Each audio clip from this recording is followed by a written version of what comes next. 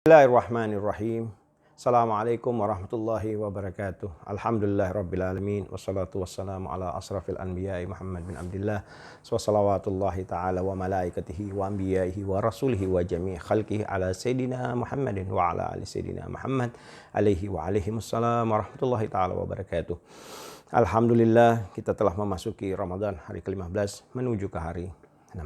Kita melewati 15 hari bulan Ramadan ini. Semoga hari-hari yang telah kita lewati ini betul-betul telah melatih baik fisik, jiwa, dan raga kita untuk lebih memperbaiki diri, memperbaiki hati. Apa-apa saja yang telah kita lakukan semoga juga adalah bagian dari latihan kejiwaan untuk menjadikan kita lebih takwa kepada Allah Subhanahu wa taala. Dan tidak mungkin kita takwa tanpa kita membersihkan diri. Setelah kita bahas beberapa kajian tentang rukun Islam, rukun iman, dan hari ini insya Allah kita mau lebih detail sedikit tentang rukun iman, yaitu malaikat. Malaikat adalah makhluk gaib yang diciptakan Allah Subhanahu wa taala dari cahaya. Kita belajar tentang malaikat, banyak ulama telah menuliskan kajian-kajian tentang malaikat. Dan di Quran sendiri Allah Subhanahu wa taala yang kami catat tidak kurang lebih dari 73 kali menuliskan tentang kata malaikat. Dan malaikat secara bahasa bermakna jamak dari kata singlenya adalah malak, yang bisa dimaknai sebagai utusan. Malaikat sendiri diciptakan Allah Subhanahu wa taala untuk menjaga beberapa sunnatullahnya, dan masing-masing malaikat itu sendiri punya tanggung jawab dan urusan masing-masing.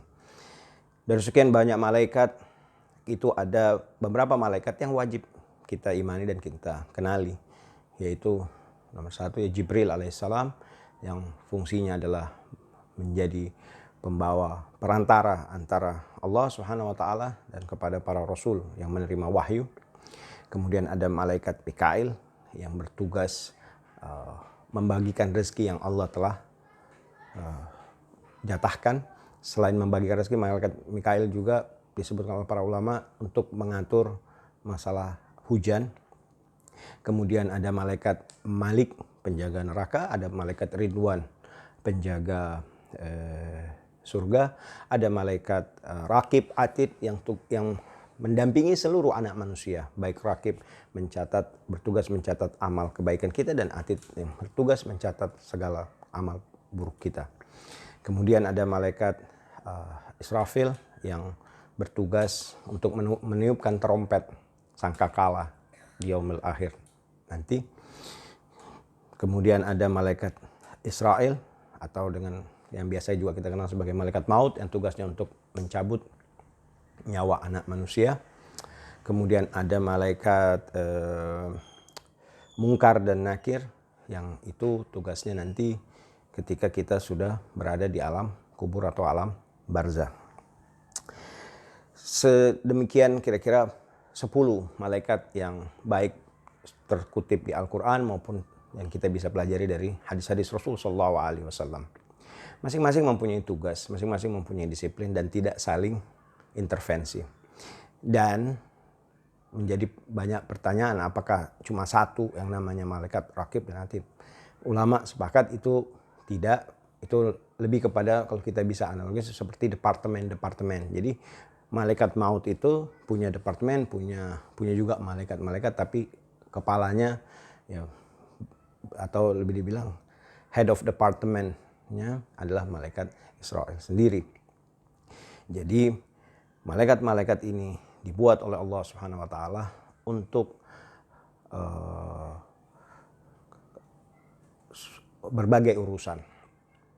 Dan selain yang urusan-urusan tersebut, malaikat-malaikat ini juga mengawasi manusia, menemani manusia, dan apabila di mana kita membaca Al-Quran, maka malaikat senantiasa akan datang turun menemani kita juga, karena para malaikat tidak lebih, selain ada urusan-urusan tertentu itu, ada misalnya malaikat yang menggotong arsy, malaikat yang bisa dikatakan mengawal sunnah-sunnahnya Allah Subhanahu wa taala. Karena tidak ada satupun yang terjadi tanpa izinnya. Dan malaikat ini tidak punya hawa nafsu seperti manusia. Mereka hanya berbuat dan mereka hanya disiplin terhadap apapun yang diperintahkan Allah Subhanahu wa taala. Walaupun bagaimanapun seperti Jibril alaihissalam, bahkan untuk datang menemui Rasul sendiri tidak atas kemauan Jibril, seperti apa yang pernah dikabarkan Rasul SAW kepada Sayyidatu Aisyah. Dan kalau ingin kita banyak-banyak didampingi oleh malaikat Allah Subhanahu wa taala, maka kita harus banyak berzikir, karena menurut Rasul SAW di majelis-majelis zikir lah para malaikat itu turun dan ikut hadir. Bahkan terkadang lebih banyak malaikat yang hadir di majelis zikir daripada jumlah manusia yang hadir. Karena mereka memang tidak melakukan hal-hal lain kecuali hanya bertasbih kepada Allah Subhanahu wa taala. Dan ada lagi yang menarik juga, bahwa mereka senantiasa innallaha wa malaikatahu yusholluna 'alan nabi, bahwa Allah dan para malaikatnya senantiasa berselawat kepada Rasul sallallahu alaihi wasallam. Nah, makanya apabila kita ingin bisikan-bisikan, lebih banyak bisikan malaikat dibanding bisikan syaitan, maka mari kita senantiasa memperbanyak zikrullah, mengingat Allah. Mari kita memperbanyak membaca Al-Quranul Karim, dan yang terpenting mari kita perbanyak berselawat kepada Rasul sallallahu alaihi wasallam. Semoga bulan Ramadan ini benar-benar kita melatih jiwa kita, melatih diri kita dengan memperbanyak ibadah, bil khusus wa zikrullah.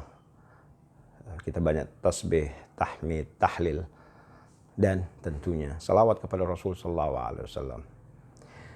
Mohon maaf, pasti ada yang salah. Al-haqqu min rabbik. Semoga kita bisa lanjutkan lagi kajian kita di esok hari, dan semangat untuk menghadapi bulan Ramadan ini sampai akhir nanti.